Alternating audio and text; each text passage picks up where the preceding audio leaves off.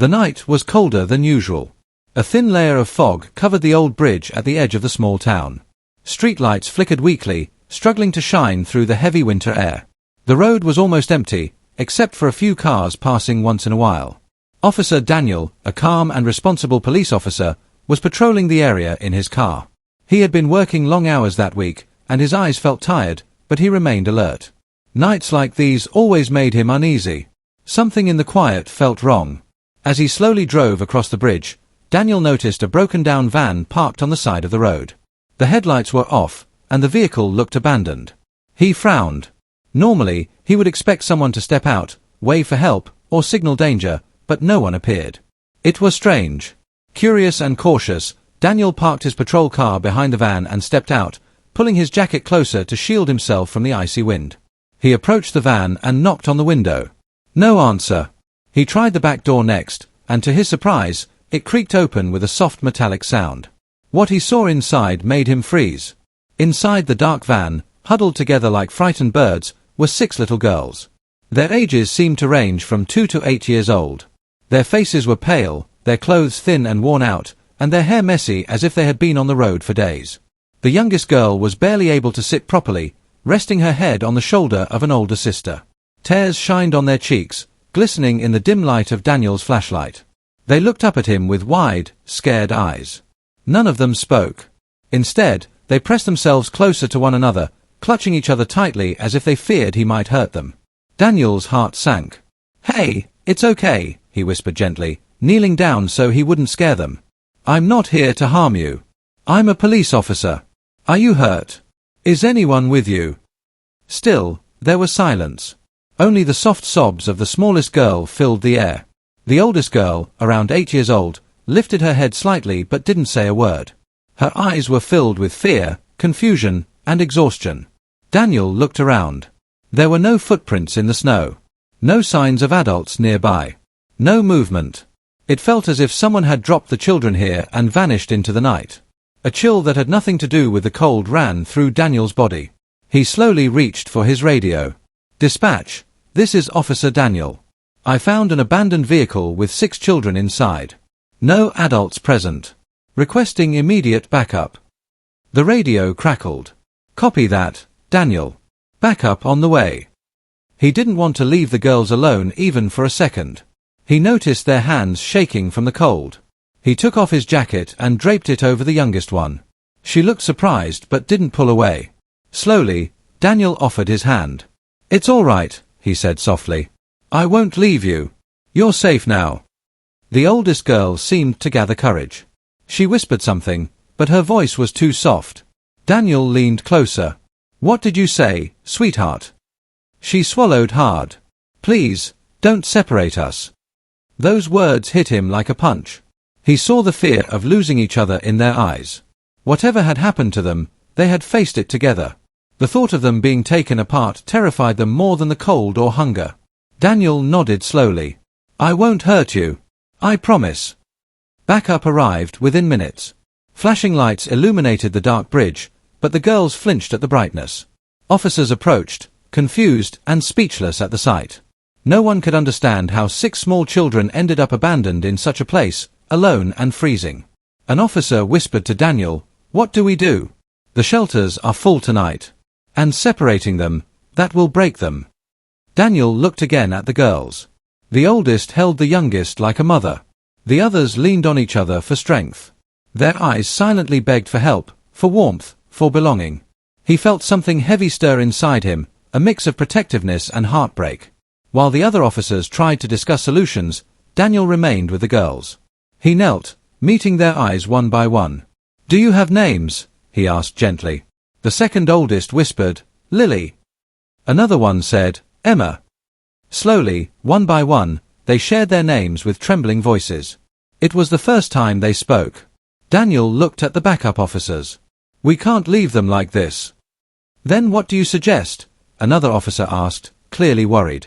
Daniel took a deep breath. He knew what he was about to say would change his life forever. But looking at the fragile little faces in front of him, faces that had seen more fear than any child should, he knew he couldn't walk away. "I'll take them," he said firmly. Everyone turned to him in shock. Daniel continued, Only for tonight, until we find a plan. They need warmth, food, and someone they trust. They need each other. And they need safety. He reached his hand out again. The oldest girl hesitated, then placed her small hand in his. The others slowly followed. For the first time since he found them, Daniel saw a tiny hint of hope in their eyes. The cold night was still dark, the bridge still lonely, but something changed, something warm, fragile, and powerful had begun. Daniel didn't know it yet, but this small act of kindness would shape the next 20 years of his life, and lead to a shocking twist he could never imagine. Daniel drove slowly through the quiet streets with the 6 little girls sitting in the back of his car. The heater was on, but their small bodies were still shivering.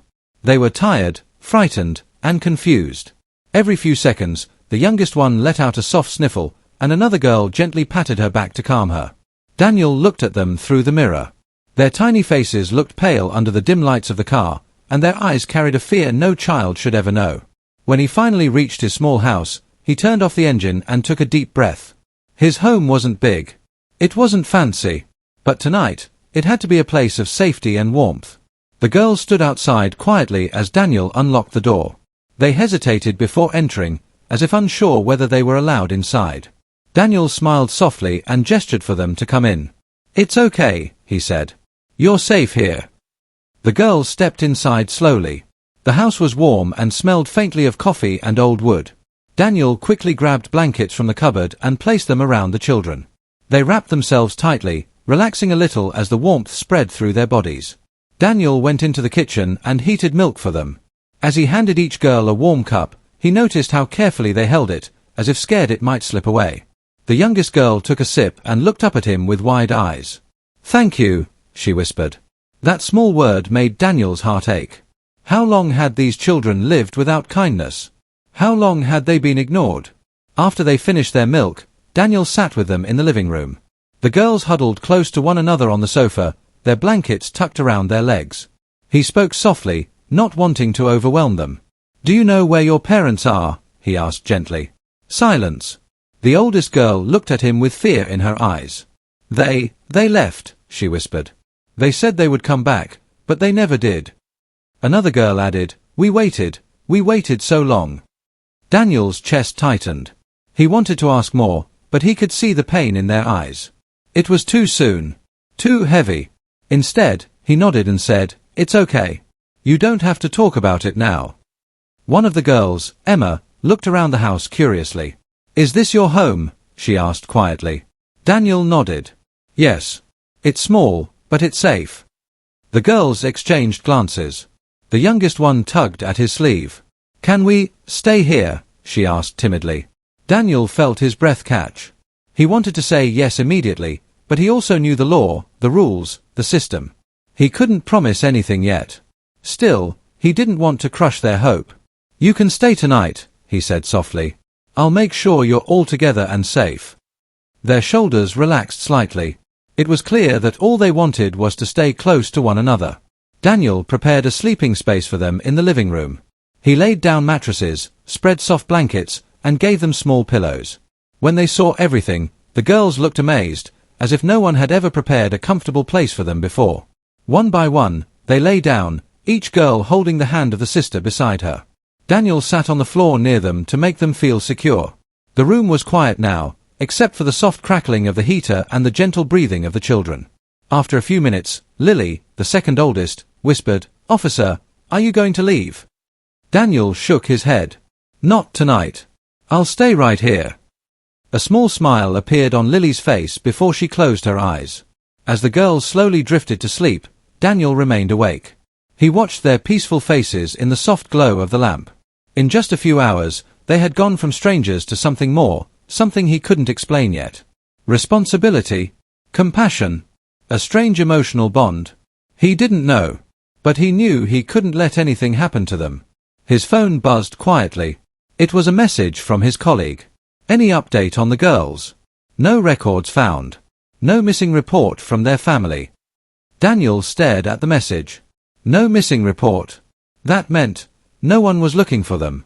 No one cared enough to report them missing. His heart felt heavy. The girls had no one. No parents. No family. No home. No future. And yet, here they were, 6 small souls clinging to each other for safety. He looked at them and whispered to himself, "What kind of world abandons children like this?" He leaned back against the wall, still watching over them. Slowly, the weight of responsibility settled on his shoulders. He knew tomorrow would be difficult. Child services, paperwork, decisions, and the fear that they might separate the sisters. But tonight, at least, they were together. And somehow, Daniel felt that bringing them into his home wasn't just a temporary solution. Something inside him whispered that his life had changed forever the moment he opened that van door. He didn't know how, or why, but he felt it deeply. These girls needed him. And he needed them in a way he didn't yet understand. As Daniel finally closed his eyes, the cold night outside continued, but inside his small house, something warm had begun, something fragile and beautiful. A new chapter had opened, one that would shape the next 20 years of his life. Little did Daniel know. This was only the beginning. The days passed slowly, but something had begun to change inside that small police house. Daniel, who once lived alone in silence, now woke up to the sound of little footsteps, tiny giggles, and soft cries in the night. He was not used to this. He had never taken care of children before. But the 6 girls, Lily, Emma, Grace, Rose, Mia, and tiny baby Hope, had already entered his heart without asking. Still, Daniel kept reminding himself, "This is temporary, they will leave soon." But every day this thought felt weaker, and his feelings grew stronger. The first morning chaos. On the 3rd morning, Daniel tried to make breakfast for all of them. He burned the toast. The milk boiled over. And the girls stared at him like he was doing magic. Rose giggled. Emma clapped. Lily whispered, "Sir, you cook like a superhero." Daniel laughed for the first time in many years. Something warm touched his heart. But he also noticed something else. The girls did not know how to live in a home. They ate too fast, hid food in their pockets, and flinched whenever someone raised their voice. They were scared, broken, and they deserved better. The social worker returns. Later that afternoon, a social worker named Mrs. Blake arrived to take the girls away to an orphanage. As soon as the girls saw her car outside, they panicked. Grace grabbed Daniel's leg. Mia began crying loudly. Lily and Emma stood in front of the others like shields. Even baby Hope started shaking in his arms. Daniel felt something break inside him. Mrs. Blake spoke softly but firmly. "Officer Daniel, these girls need a proper home. They cannot stay here." Daniel took a slow breath. His heart raced. He looked at the 6 frightened faces staring up at him.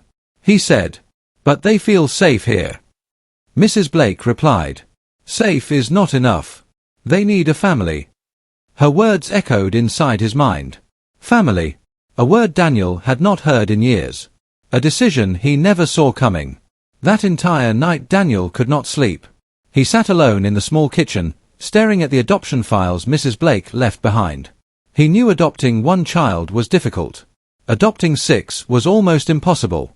He whispered to himself, "What am I thinking? This is crazy." But then he remembered the sound of their laughter. Lily's brave smile. Emma's soft voice. Grace fixing his uniform. Rose drawing pictures for him. Mia holding his hand tightly. Baby Hope sleeping peacefully on his chest. For the first time, his lonely heart felt full. He felt like a father. He looked at the adoption papers again, his hands shaking. Maybe I can give them a real home. The heartbreaking morning. The next morning, Mrs. Blake returned. The girls were holding their small bags, crying silently. They thought Daniel had decided to let them go. Lily stepped forward and spoke bravely. "Sir, please don't forget us." Daniel felt his eyes burn. He walked toward them slowly, paused, then knelt down so he was at their eye level. With a deep breath, he said the words that changed everything. "You are not going anywhere. If you want, you can stay with me. All of you." The girls looked confused, then shocked, then overjoyed. Mia jumped into his arms. Emma started crying. Lily covered her mouth with both hands. Rose hugged his leg. Grace hugged all the sisters together. Baby Hope stretched her tiny arms toward him. Mrs. Blake watched quietly, tears in her eyes. Daniel whispered, "From today, you are my daughters." And with that one sentence, his life, and theirs, changed forever. But what none of them knew was, 20 years later, these same girls would return with a gift so shocking, it would leave Daniel speechless. They drove through the city in silence, the rain streaking the windows. Daniel watched his daughters carefully, noticing their maturity, their poise, and the tiny signs of the little girls he had raised long ago. The way Lily's hand clutched hers, the protective glance from Emma, the quiet smile from Rose. Daniel tried to guess where they were going, but the route was unfamiliar. His daughters had always respected his independence, never revealing their plans. And now, even after 20 years, he had no clue what awaited him. Finally, they stopped. Daniel looked out the window and gasped. Standing before him was a beautiful, large house, surrounded by a manicured garden, soft lights glowing in the windows, and a sense of warmth that he hadn't felt in years. He whispered, almost to himself, "Is this mine?" The shocking reveal. The eldest daughter, Lily, smiled and took his hand. "Yes, Dad, it's yours." Daniel's eyes widened. "Mine? How is this possible?" The sisters explained that over the years, each of them had worked hard in their respective fields. They had saved, invested, and planned secretly. Their goal had always been the same, to give Daniel a life that matched the love he had given them. Mia spoke softly, "Dad, you gave us a home, a family, and everything we needed. Now it's our turn to give something back." Tears welled up in Daniel's eyes. He shook his head, unable to speak at first. I never asked for this. I only wanted to help you survive," he murmured. Grace smiled. "And that's exactly why we did this. You gave us hope when there was none. You raised us with love when no one else would. This house, this gift, it's only a small way to say thank you." Daniel looked around the house, realizing every detail, the familiar comfort, the thoughtful decorations, the warmth that welcomed him. And in that moment, he understood. The little girls he had once rescued had become women capable of creating miracles, not for themselves, but for the man who had given them everything. The emotional reunion. Inside, Daniel's daughters led him to a room where a board hung on the wall, reading, "Family Forever, Daniel and his 6 daughters." His hands trembled as he touched the words. He sank into a chair, unable to stop tears from flowing. The women he had raised, who had once been tiny, scared, and alone, now stood proudly around him, smiling, laughing, and crying with joy. "Dad," Lily whispered, "you taught us what it means to love and protect. You showed us family is more than blood.